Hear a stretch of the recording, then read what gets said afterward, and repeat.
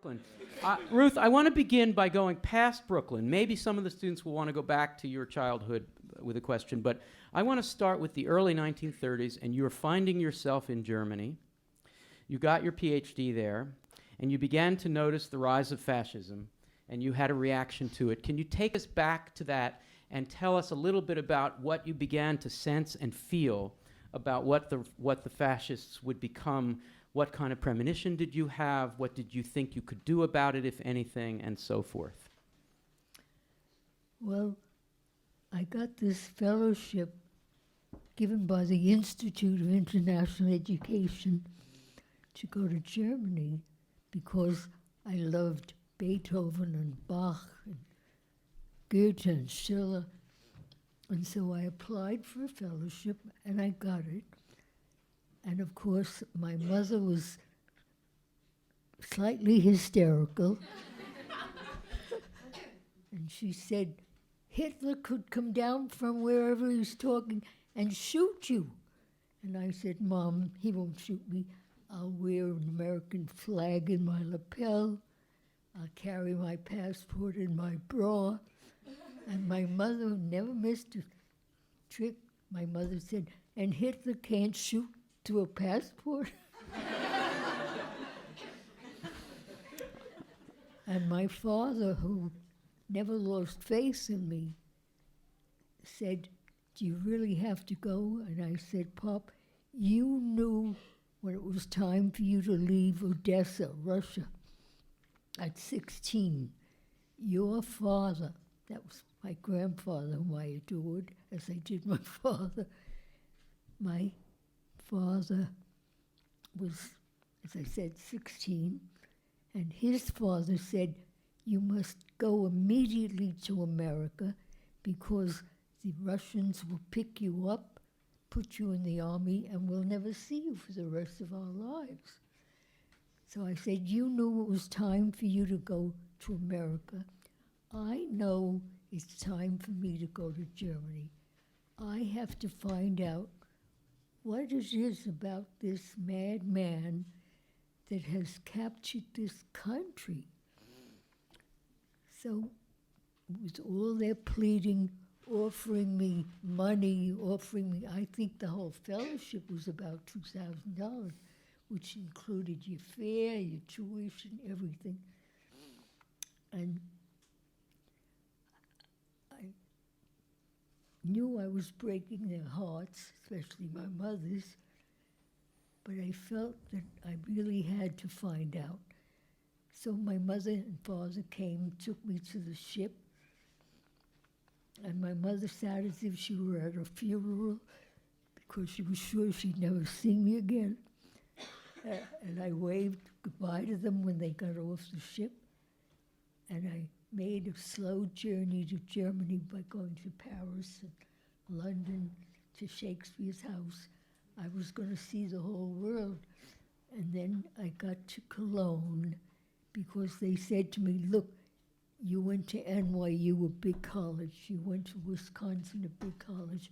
We think you might be better off going to a smaller one, like in Köln am Rhein, Cologne on the Rhine. And they set me up, as they did all the exchange students, with a very nice Jewish family, with Louisa, who was a little bit older than me, and we became like sisters. And then I kept watching every single election, and the Nazis would win them all.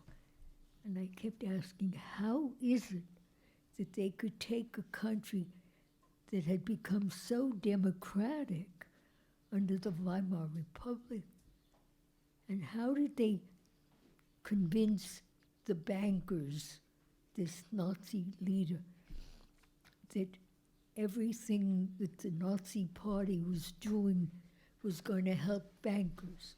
How did they convince farmers?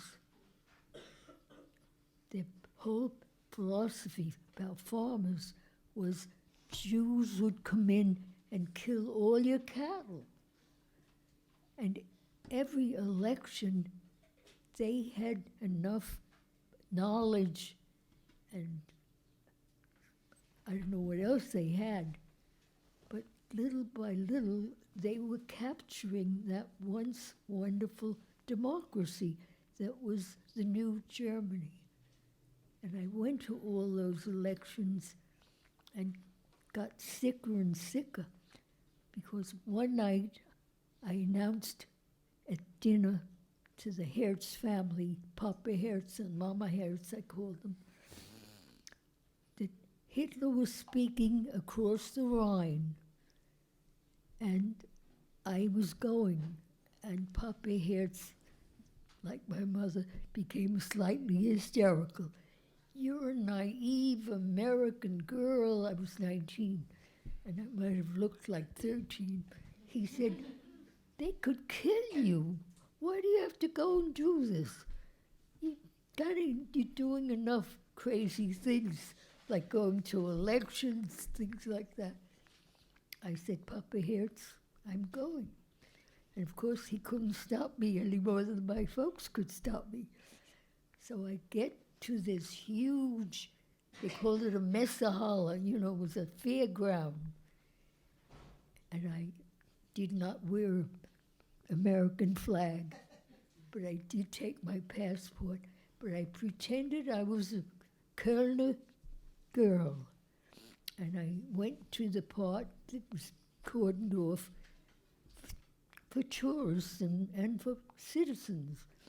And I sat there, and that section was here in a big tent, and the Germans, the podium on which Hitler would talk was right above us. And the hall was filled with thousands of SS men and Nazis waving flags with swastikas on them. And it was a terrifying experience, I must admit, because they were singing all these Nazi songs, and they were waiting for Der Führer to arrive. And when he finally went through the door with a whole mob of SS men, first there was complete silence, and then they began to sing and yell and terrify me. And my heart was beating so fast that I thought if an SS man walked past and heard it, they'd either throw me out or they'd shoot me. But nobody paid any attention to me, thank the Lord. And Hitler walked up to that podium and began to talk in a voice that came, I swear, not from his vocal cords, but from his guts.